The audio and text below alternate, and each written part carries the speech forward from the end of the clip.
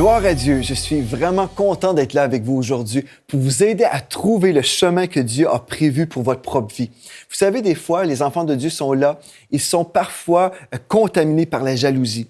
Ils voient certains chrétiens avancer et puis eux, ils ont du mal à avancer et puis ils sont frustrés, ils ne comprennent pas pourquoi ils n'arrivent pas à vivre telle ou telle percée. Mais aujourd'hui, j'aimerais vous dire que Dieu ne vous a pas oublié. Peut-être vous êtes déjà super béni, vous êtes heureux, ou peut-être vous êtes un peu découragé. Mais j'aimerais vous dire aujourd'hui que Dieu vous aime et votre destinée est importante pour le Seigneur. Dieu veut vraiment que vous puissiez entrer dans votre destinée. Et aujourd'hui, c'est une grâce pour moi d'être là pour vous encourager dans la foi. Je vais vous donner des principes de vie, des clés super importantes pour vous aider à aller à un autre niveau dans votre marche chrétienne. Et vous allez entrer dans votre destinée. C'est garanti. Si vous êtes proche du Seigneur, si vous avez vraiment cet amour pour Dieu, Dieu va vous parler, il va vous révéler ses plans, il va vous montrer un pas à la fois. Vous allez marcher dans l'obéissance et vous verrez la gloire de Dieu éclater dans vos vies. Donc, soyez encouragés.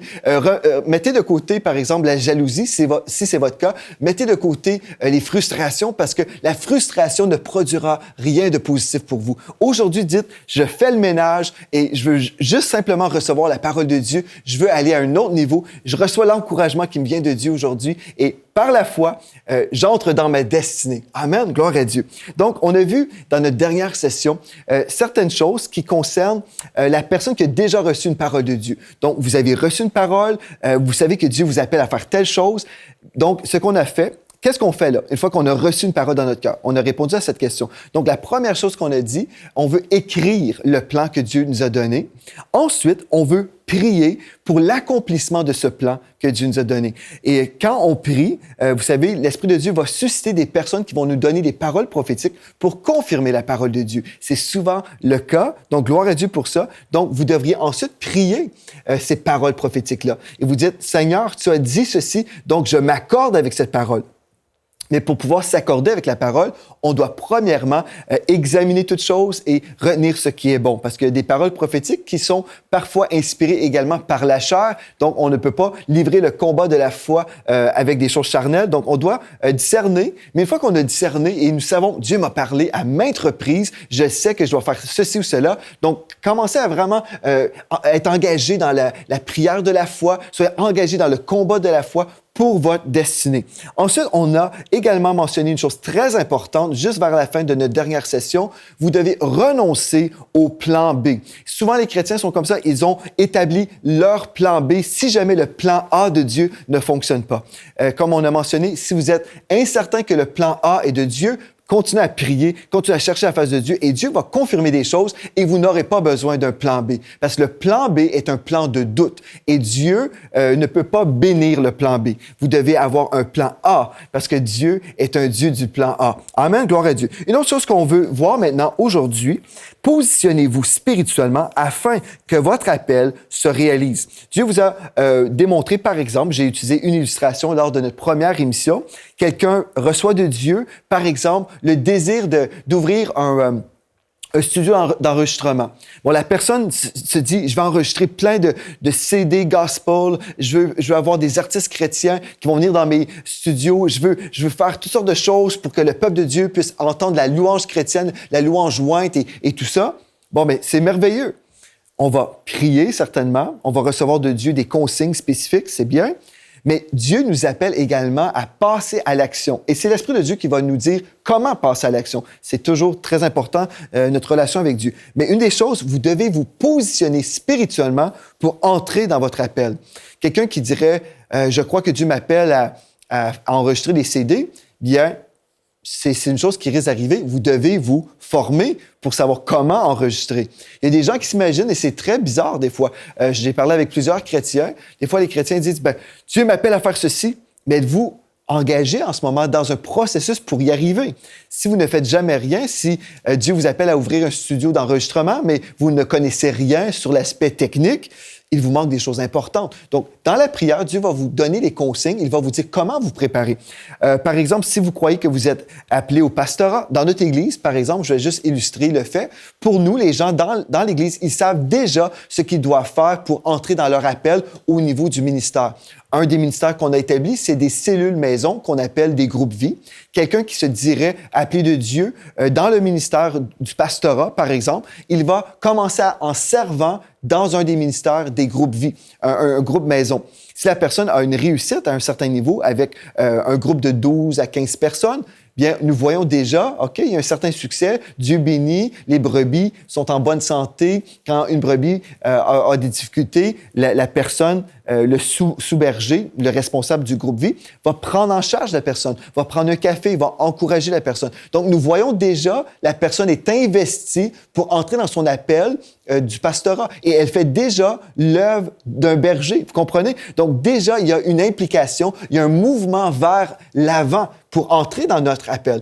Mais il y a des chrétiens qui s'imaginent, bon, je suis à l'Église, et puis, bref, le pastorat me tombera du ciel et je ne ferai rien jusqu'au moment où on va déclarer sur ma vie que je suis pasteur. En fait, par exemple, je prends l'illustration du pastorat.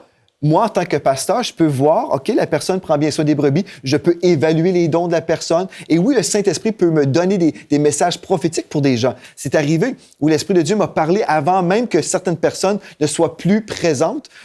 Et l'Esprit de Dieu m'avait dit, cette personne-là, ou ce couple est appelé comme étant des bergers dans la bergerie, des bergers qui vont vraiment aider. Et j'ignorais à l'époque qu'une personne était pour décéder et qu'on n'était pas pour avoir cette personne-là dans le service, dans la bergerie. Mais Dieu connaissait toutes choses à l'avance. Il avait déjà prévu, il avait donné cette parole prophétique pour que ces gens puissent commencer à se préparer. Vous voyez, Dieu est tellement bon, mais quelqu'un qui ne sert pas, qui ne fait absolument rien, cette personne n'est pas vraiment positionnée pour entrer dans son appel. Comprenez ceci, une chose très importante aussi, l'onction du serviteur vient sur celui qui est en service. Donc, vous voulez être un serviteur de Dieu, peu importe le type de service, que ce soit un serviteur derrière la chaire avec un micro, celui qui prêche, ou un serviteur de Dieu dans la louange, un serviteur de Dieu dans le ministère des enfants, peu importe. Mais si vous ne servez pas, vous ne recevrez pas l'onction du serviteur. L'onction du serviteur vient sur celui qui sert, mais l'onction, ce type d'onction vient sur n'importe quel type de service.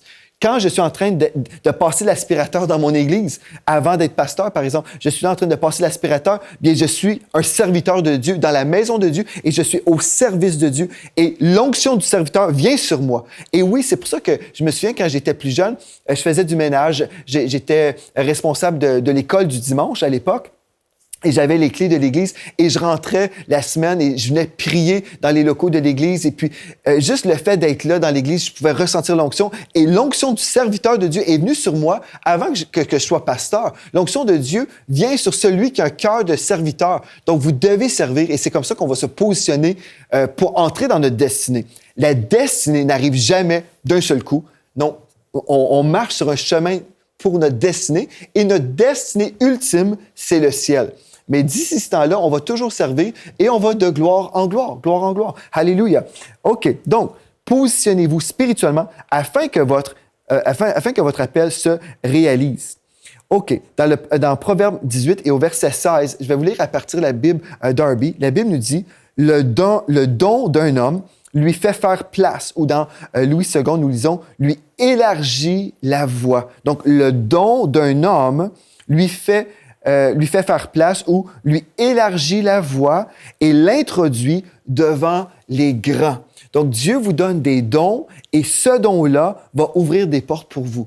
Parce que si vous servez selon les dons que Dieu vous a donnés, bien Dieu va juste organiser des choses pour vous. Donc, amen, gloire à Dieu pour ça. Donc, on se positionne dans le service.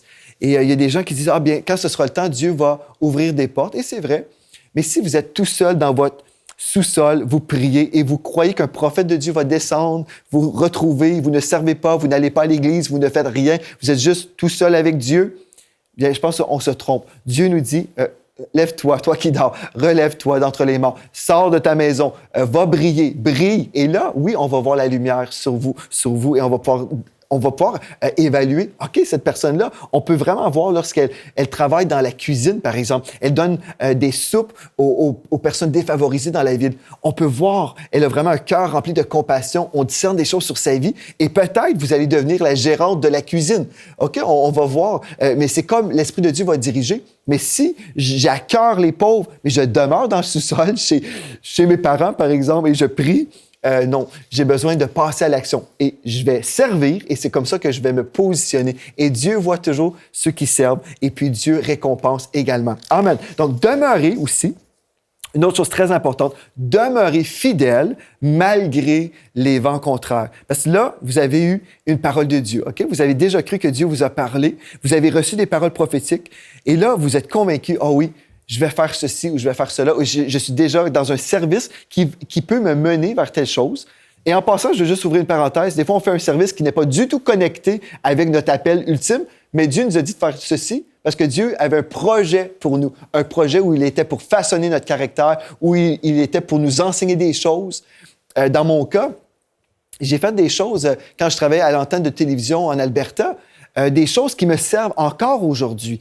Des projets qu'on m'a donnés. On m'a donné une fois un projet, tu vas monter un kiosque pour faire une exposition du ministère de télévision en Californie, par exemple. Et puis là, tu dois remplir des documents pour l'immigration, pour les douanes et tout ça. Et au début, j'étais comme, oh non, j'avais un livre, ça d'épais, pour simplement savoir comment remplir les documents. Et puis, j'avoue que, bon, les documents du gouvernement, c'est pas quelque chose qui me réjouit énormément, mais j'ai passé par des épreuves comme ça, et puis Dieu m'a façonné, Dieu m'a enseigné des choses, et puis aujourd'hui, je dis gloire à Dieu, j'ai pu vivre des expériences qui m'ont aidé à grandir à plein de niveaux. Donc, des fois, on fait des choses qui ne sont pas du tout comme connectées à notre destinée ou ce qu'on s'imagine qu'on va faire, mais en chemin, Dieu nous façonne et Dieu travaille des choses parce qu'il sait qu'on va avoir besoin de certaines choses ou certains éléments dans notre vie pour le servir. Donc, ce qui compte, c'est l'obéissance. On se rappelle toujours de ça. Mais là, ce qu'on veut voir, c'est soyez fidèles, demeurez fidèles à l'appel de Dieu malgré les vents contraires. Parce que Dieu peut nous parler, Dieu peut nous donner une parole. On peut avoir les paroles prophétiques qui confirment ces choses-là. Mais là, vous savez, le diable veut toujours nous décourager. Le diable vient nous voler, nous égorger, nous détruire. Ça, c'est son but. Il cherche, il rôde comme un lion rugissant, cherchant qui il peut dévorer. Le diable veut vous supprimer de l'appel de Dieu. Il veut vous supprimer tout court. Il veut vous tuer avant votre temps. Le diable est méchant. Il veut que votre appel soit une chose du passé, que vous oubliez votre appel. Il veut vous neutraliser dans le désespoir, dans le découragement. Il va envoyer toutes sortes d'épreuves, des vents contraires, des frères et des sœurs que vous pensez vous aiment, qui vont vous trahir, qui vont faire des choses.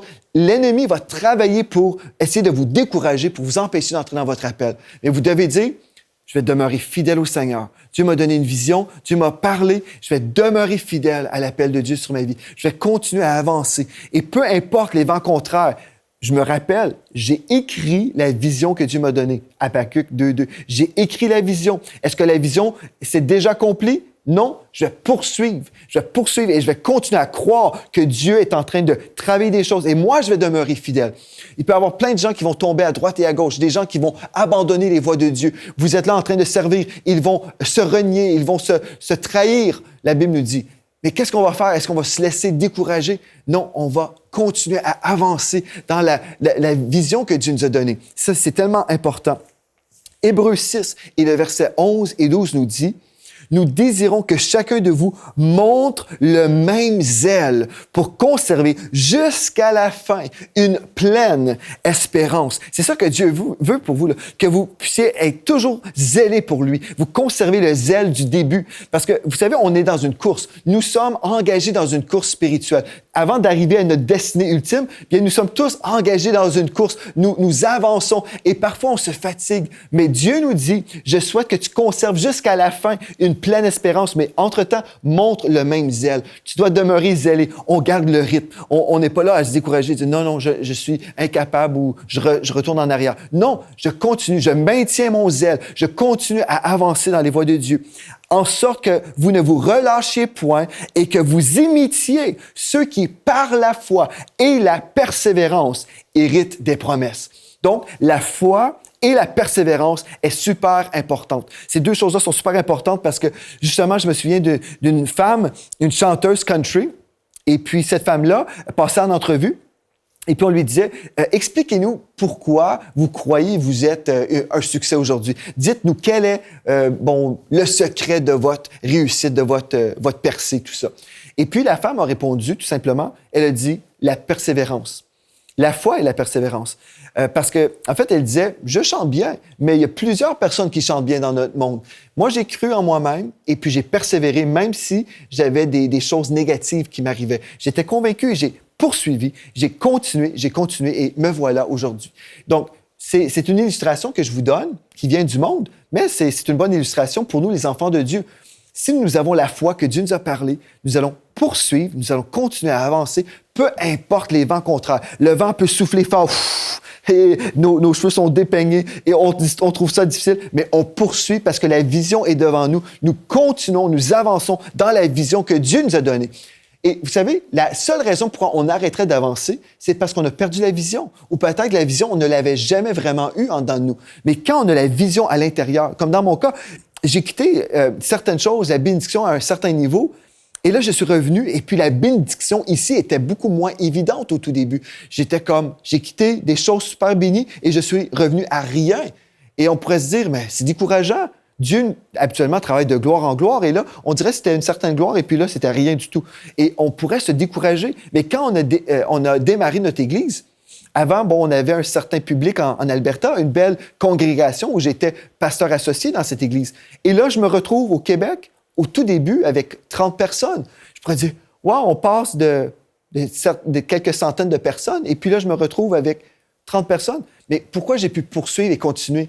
Dieu m'avait donné une vision pour le peuple francophone et j'avais une vision devant moi. Quand je prêchais devant les 30 personnes au tout début, les premières semaines de l'Église, j'ai pu voir ces 30 personnes-là, mais je voyais au-delà de ces 30 personnes. J'avais une vision en moi et j'avais une vision pour de grandes choses. Au tout début, je voyais pas juste 30 personnes, je voyais la francophonie devant moi. Et j'étais convaincu que Dieu était pour faire des choses. Mais vous devez être convaincu de votre appel pour continuer et avancer parce que le diable va venir contre vous.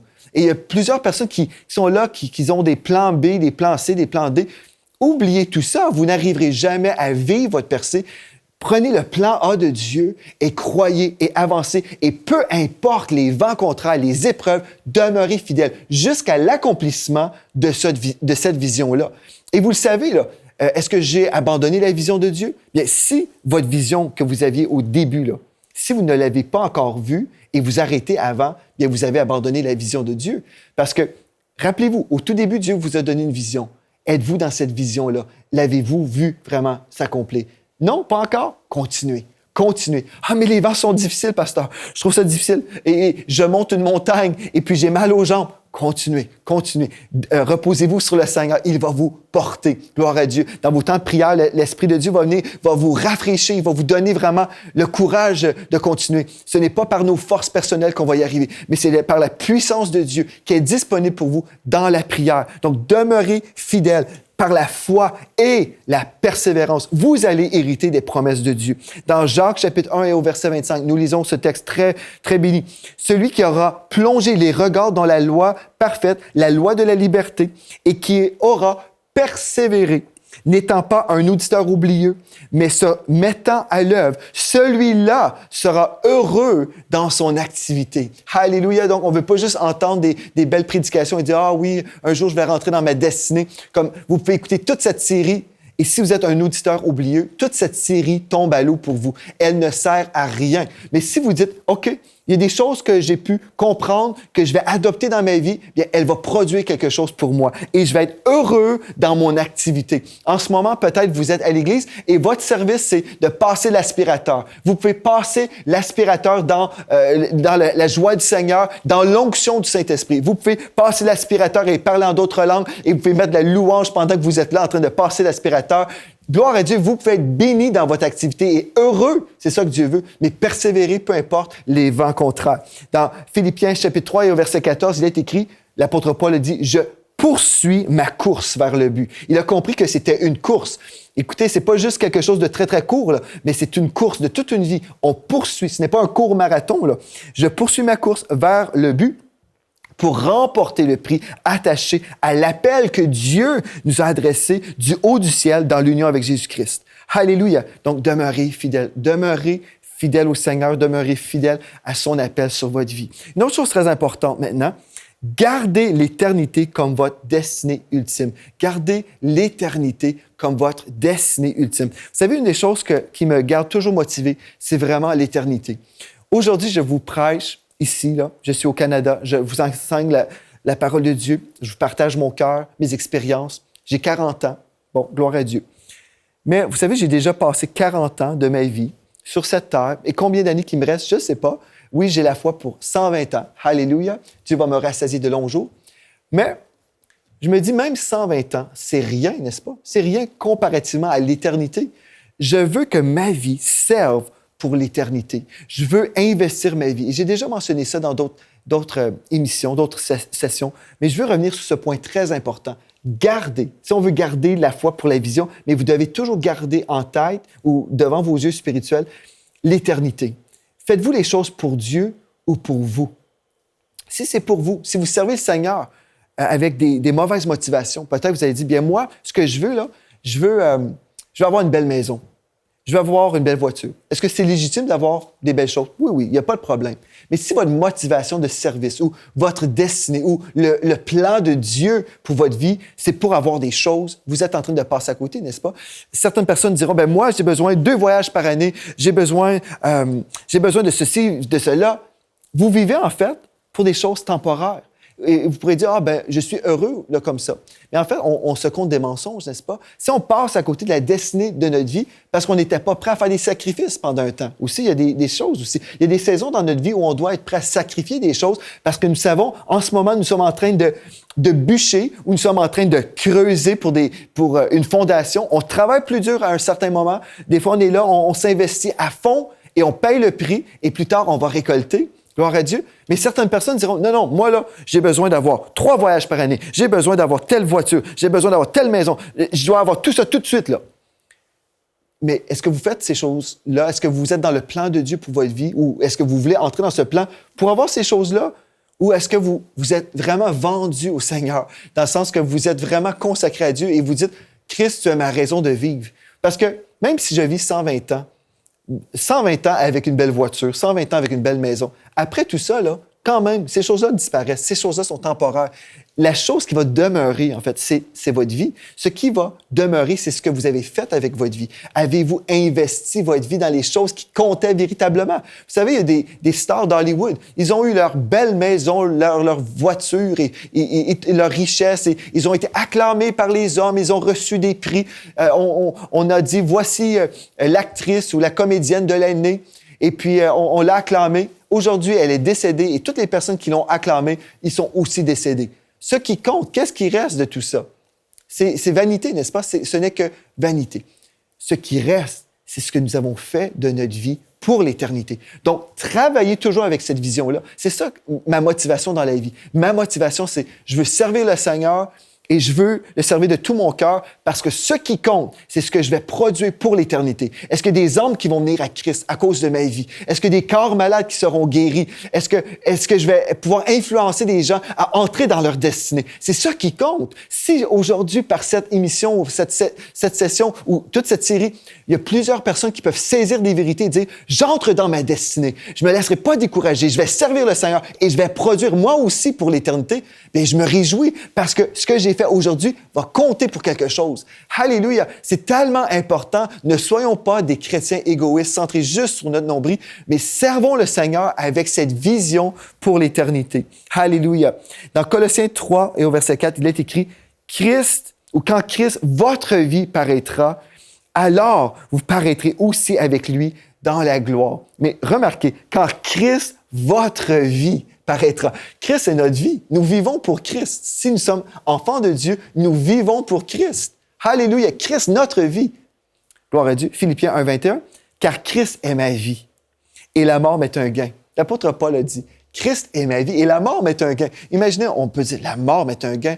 Est-ce que c'est possible? Ben oui, c'est possible parce que si je quitte ce corps, je suis présent avec le Seigneur. Alléluia. Je passe l'éternité avec mon Dieu.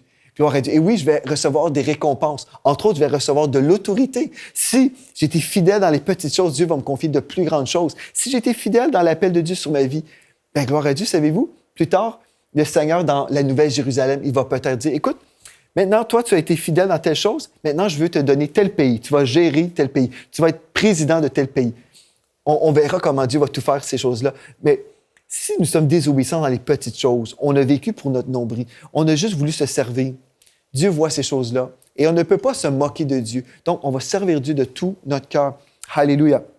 1 Corinthiens 15, verset 19, il est écrit, « Si c'est dans cette vie seulement que nous espérons en Christ, nous sommes les plus malheureux de tous les hommes. » Si vous vivez juste pour cette vie, vous êtes parmi les plus malheureux sur la terre. Parce que, en fait, en tant que chrétien, écoutez bien, je vais reprendre le texte, si c'est dans cette vie seulement que nous espérons en Christ, s'il n'y a rien après la vie, là, mais juste aujourd'hui, ce que nous vivons, vous savez, il y a plusieurs chrétiens qui vivent de la persécution. Si c'est tout, là, s'il n'y a rien d'autre après, nous sommes les plus malheureux parce que nous sommes les persécutés, nous sommes les méprisés, nous sommes ceux dans une guerre spirituelle, nous sommes ceux que l'ennemi essaie de détruire et que même le système mondain est contre nous. Et nous sommes malheureux dans bien des cas, dans le naturel, parce que nous avons des épreuves que les gens dans le monde n'ont pas. Donc, si c'est juste ça, s'il n'y a rien après, là, nous sommes malheureux, mais nous savons, non, ce que je vis en ce moment, c'est juste temporaire. Vraiment, tout ça est sujet au changement. Très bientôt, je vais avoir ma récompense céleste. Et oui, je sers avec joie aujourd'hui parce que je ne garde pas mes yeux sur ma réalité terrestre. J'ai mes yeux sur une réalité céleste. Gloire à Dieu. Et j'ai une vision, oui, pour ma destinée sur cette terre. OK, ma destinée implique telle ou telle chose, mais ma plus grande destinée, ma destinée ultime, c'est de me rendre au ciel, d'être avec le Seigneur pendant l'éternité. Je vais régner avec Christ. Alléluia. Et oui, je vais voir la gloire de Dieu pendant l'éternité. Ça, c'est super, n'est-ce pas? De savoir, oh wow, je vais passer l'éternité avec mon Dieu. Donc, je suis le plus heureux des hommes. Alléluia, à cause de ça. OK, donc, on veut revenir un petit peu sur ce qu'on a vu aujourd'hui. Gloire à Dieu. Donc, positionnez-vous spirituellement afin que votre appel se réalise. Vous voulez vous positionner dans la foi. Amen. Vous voulez, encore une fois, demeurer fidèle malgré tous les vents contraires que l'ennemi peut vous amener et garder l'éternité comme votre destinée ultime.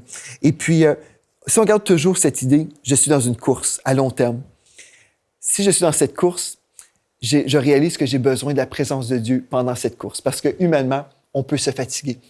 Mais divinement, c'est spécial parce que même si on se fatigue humainement, Dieu renouvelle nos forces. Dieu renouvelle nos forces et on peut s'envoler comme l'aigle dans la puissance de Dieu par le Saint-Esprit qui nous propulse vers l'avant. Et c'est ça que Dieu veut faire pour vous. Et c'est ça que je veux déclarer sur vous aujourd'hui.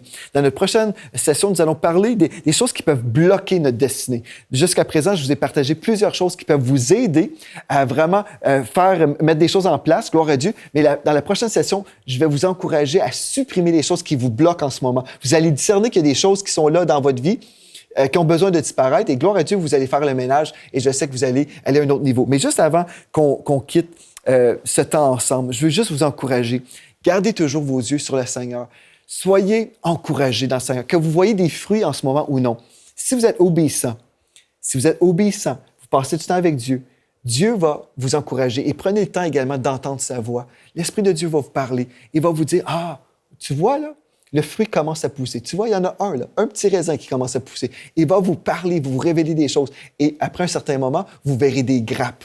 Vous verrez des grappes et vous direz, oh wow, tout ça a été possible. Et j'étais fatigué physiquement, mais l'Esprit de Dieu est venu. L'Esprit de Dieu m'a encouragé et j'ai pu avancer, pas dans ma force personnelle, mais dans la puissance de Dieu. J'espère que vous avez été encouragés aujourd'hui. On va poursuivre demain dans notre prochaine session. Et d'ici à demain, soyez richement bénis.